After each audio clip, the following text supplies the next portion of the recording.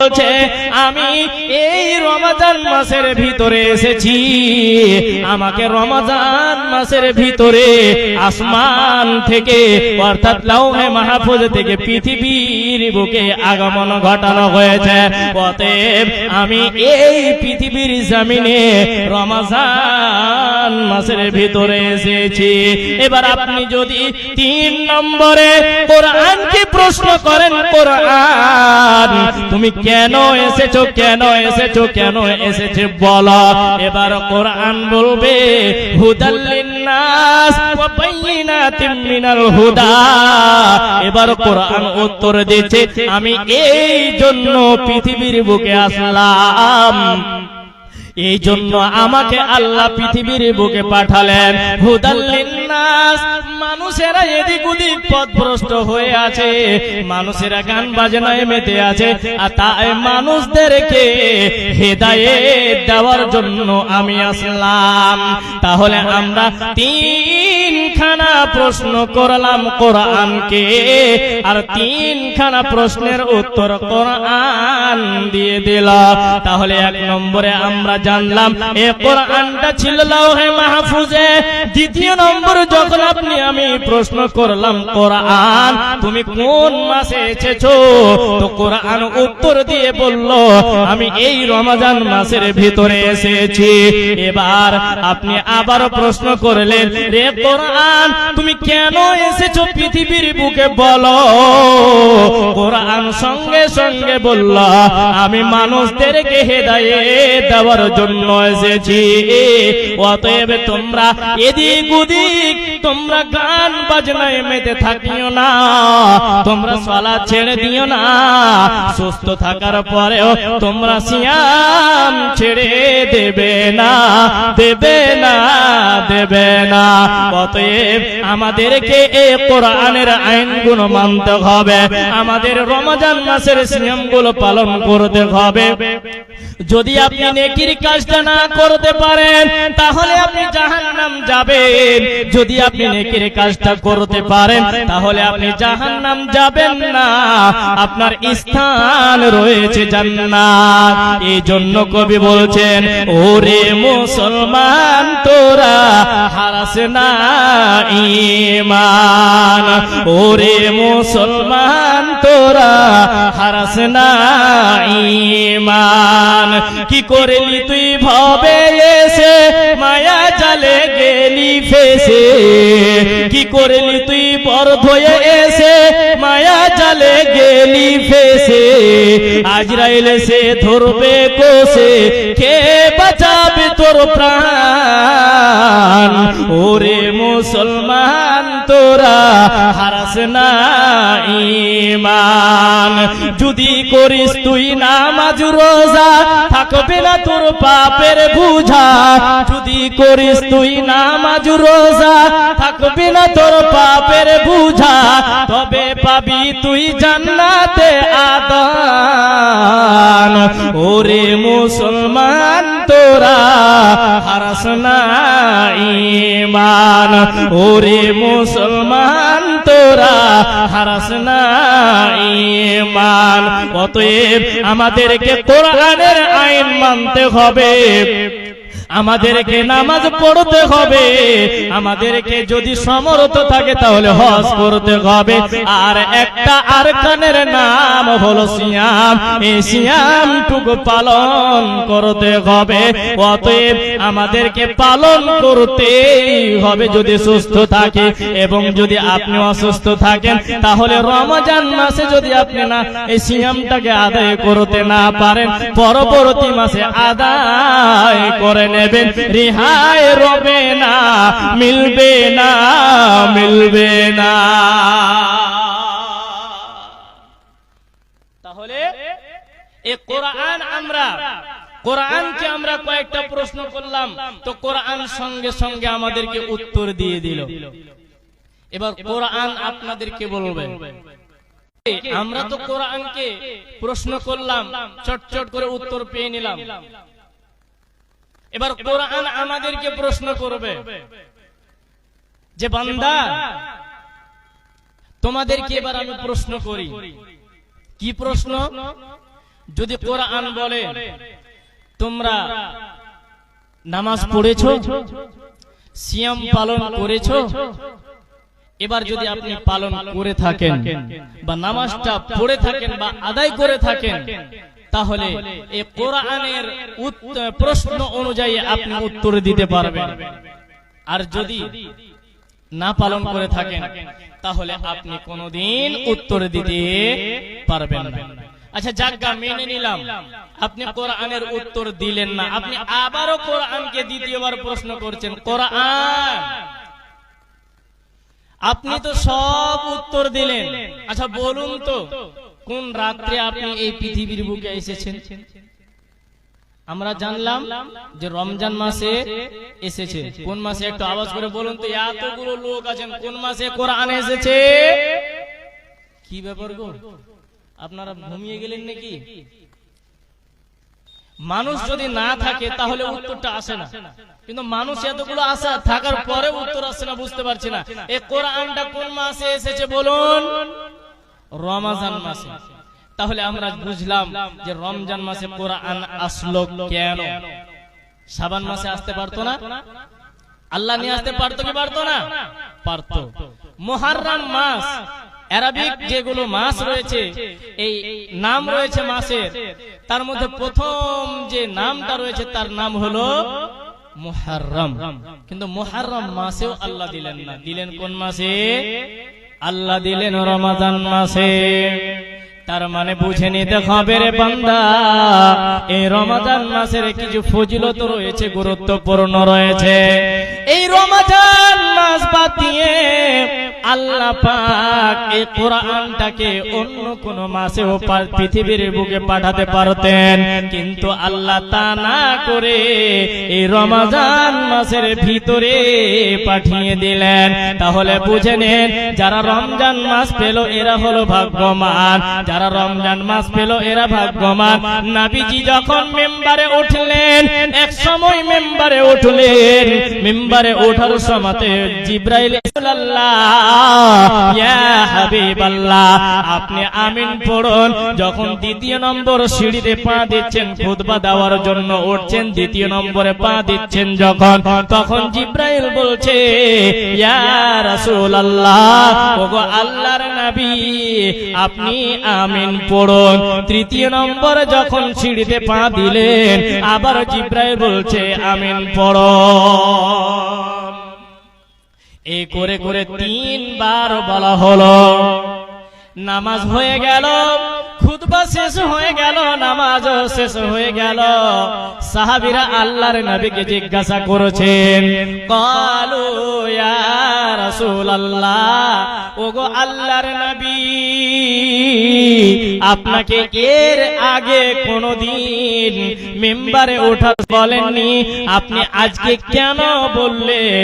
এর কারণটা কি আমাদের জানিয়ে দেন।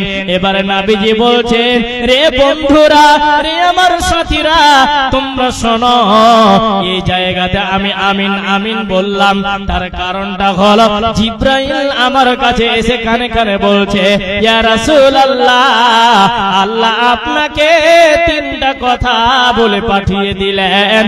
এক নম্বর হলো, যখন আপনাকে আমি আমিন পড়তে বললাম, যখন আপনি আমিন পড়লেন, তখন এর কারণটা হলো ওরা ধ্বংস হোক, ওরা ধ্বংস হোক যারা বৃদ্ধ পিতা মাতাকে পাওয়ার পর নিজের মা বাপের খিদমত করতে পারল না।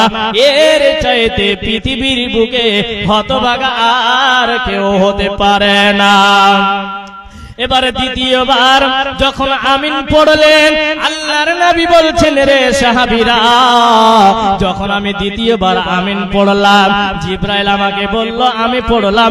এর কারণটা হলো কি, যে রমজান মাস পেল, রমজান মাস পাওয়ার পর সে নিজেকে গুনাহ থেকে বঞ্চিত করতে পারল না, নিজেকে নিজের গুনাহ থেকে সে একেবারে পার হতে পারল না, নিজের গুনাহ এই রমজান মাসের ভিতরে আল্লাহর দরবারে ক্ষমা চাইতে পারল না, এর নাকটা ধুলায় মলিন হোক, এ ধ্বংস হয়ে যাক, এ ধ্বংস হয়ে যাক। তাহলে নবীজি বরদোয়া দিলেন, জিব্রাইলের মাধ্যমে বলা হলো, যারা রমজান মাস পাওয়ার পর যারা নিজের গুনাহকে মোচন করতে পারল না, যারা নিজের নেকিগুলোকে অর্থাৎ গুনাহগুলোকে যারা মিটিয়ে নিতে পারল না, এর চাইতে হতভাগা আর কেউ হতে পারে না, পারে না, পারে না।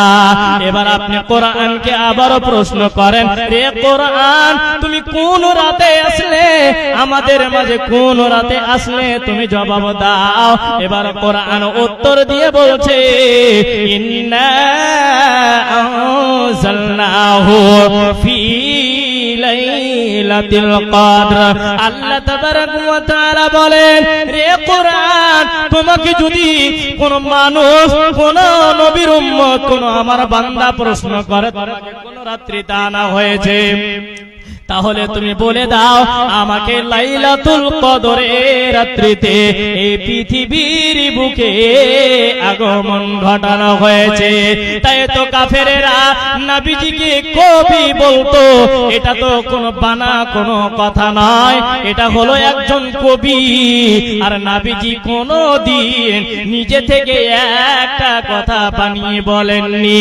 যখন কোরআন গুলো শুনতেন, মুশরিকেরা শুনতেন, কাফেররা শুনতেন, তখন এই নবীজিকে বলতেন এটা হলো একটা কবি। আসলে নবী কবি নয়, কবি নয়। আচ্ছা আপনাদেরকে বলি, কবি কেন বলতেন নবীকে? কাফেররা নবীজিকে কবি কেন বলতেন শোনেন, এই জন্য বলতেন।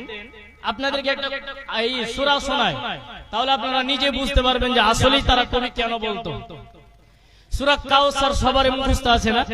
হয়তো এখানে 100 জন যদি থাকে, তার ভিতরে 50 জনেরই সূরা কাউসারটা কিন্তু মুখস্থ আছে। তো আপনারা কিন্তু বলবেন যে লাস্টের দিকে কি অক্ষর আছে। আমি পড়ছি, ইন্না আ'তাইনাকাল কাউসার। লাস্টে কি আছে বলুন তো? র। র নাই? র আছে। ফাসাল্লি লিরাব্বিকা ওয়ানহার। এখানে কি আছে? র আছে। ইন্না শানিআকা হুয়াল আবতার। লাস্টে কি আছে?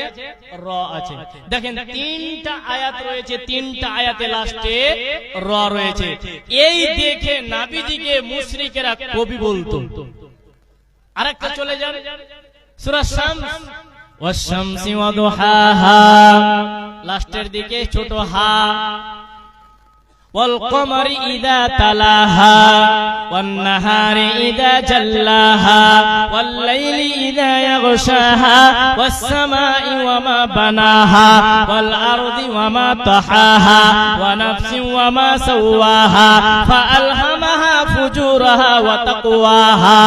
দেখেন প্রত্যেকটা আয়াতের ভিতরে আলিফ যুক্ত করে ছোট হাকে বলে দিয়েছেন। এই জন্য মুশরিকেরা নবীজিকে কবি বলে আখ্যা দিতেন। আসলে নবী কবি নয়, আসলে নবীজি নিজে থেকে কোনো কথা মানুষদেরকে প্রচার করে দেয়। নবী কোনদিন কবি নয়। তাহলে আমরা কোরআনকে যখন ৪র্থ নম্বর প্রশ্ন করলাম, কোরআন সঙ্গে সঙ্গে জবাব দিল কি বলুন তো? যে আমি কোন মাসে এসেছি? রমজান মাসে। কোন রাত্রিতে? না তো লাইলাতুল কদরের রাত্রিতে। আচ্ছা লাইলাতুল কদরের রাত এই রমজান মাস বাদ দিয়ে বাকি 11 মাসের ভিতরে আছে বলুন তো? বলুন আছে গো? আবার জবাব আসছে না। কোরআনে যে আপনি যে কোরআনকে জিজ্ঞাসা করলেন কোন রাত্রিতে আসলেন, তো কোরআন বলল আমি লাইলাতুল কদরের রাত্রিতে আসলাম। কিন্তু লাইলাতুল কদরের রাত রমজান মাস বাদ দিয়ে বাকি 11টা মাসের ভিতরে লাইলাতুল কদরের রাত আছে? নেই। তাহলে কোরআন অবতীর্ণ হলো রমজান মাসে, আর যে রাত্রিতে আসলো ওটাও হলো রমজান মাসের ভিতরে, তাহলে রমজান মাসের ফজিলত আছে কি নাই বলুন তো? আছে।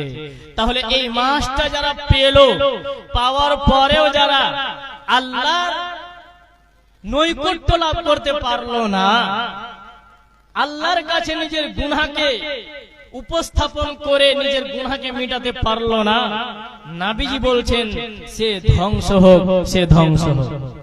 তাহলে আপনি বলেন, আপনি আমি কালকে থেকে রমজান মাস পাবো যদি আল্লাহ তৌফিক দেন তবে। তো এবার আপনি বলেন, রমজান মাস পেয়ে যদি সিয়াম না রাখেন, এর জবাব কে দেবে? মৌলভী সাইদুর রহমান বলেন।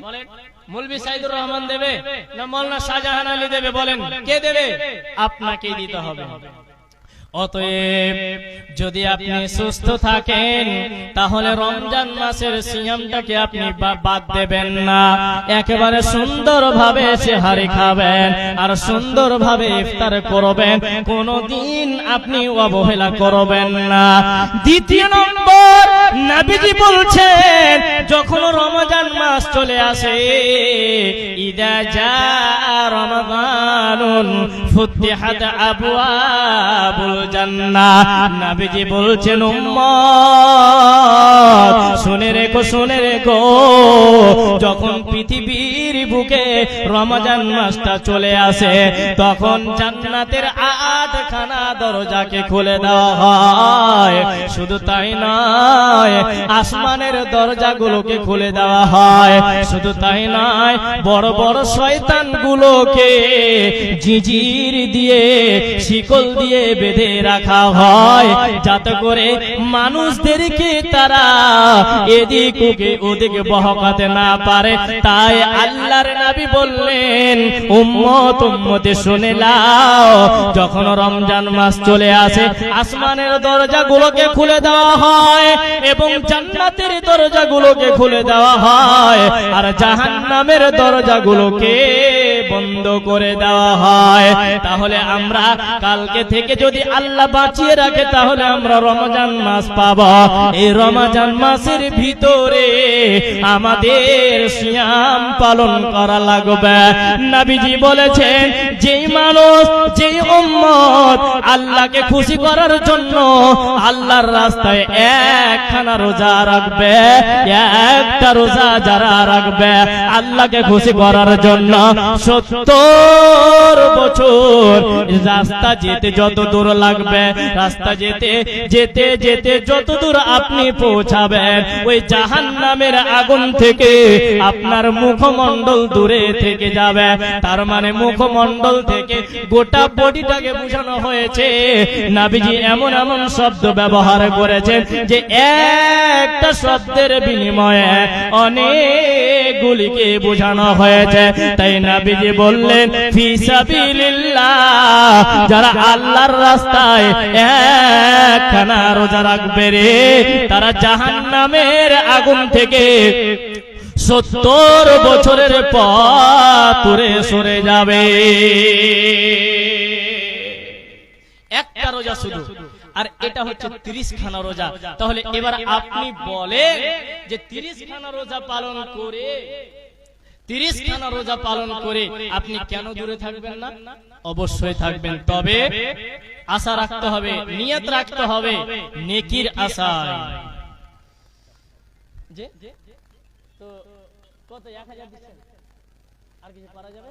ব্যবসা তো খুব করছেন দেখতে পাচ্ছি, মাশাআল্লাহ, আলহামদুলিল্লাহ। আল্লাহ আপনার ব্যবসাকে কবুল করুক। তো আপনি আর 3000 টাকা দিয়ে 4000 টাকা হ্যাঁ পারবেন না? আপনারা কেউ উঠে যাবেন না, আসলেন মধ্যখানে তাই নিয়ে নিচ্ছি, আবার ওয়াজ চলবে। 1500 আচ্ছা, আর 500 টাকা আলহামদুলিল্লাহ। জড়ি নাকি? জড়ি করে দেবেন, আপনার 500 টাকা রেখেছি, জায়গা আর 500 টাকা। আল্লাহ দেখ আপনাকে কবুল করুক। দেওয়া যাবে না? মাশাআল্লাহ, আলহামদুলিল্লাহ, আল্লাহুম্মা সাল্লি আলাইহি, আল্লাহুম্মা বারিক আলাইহি।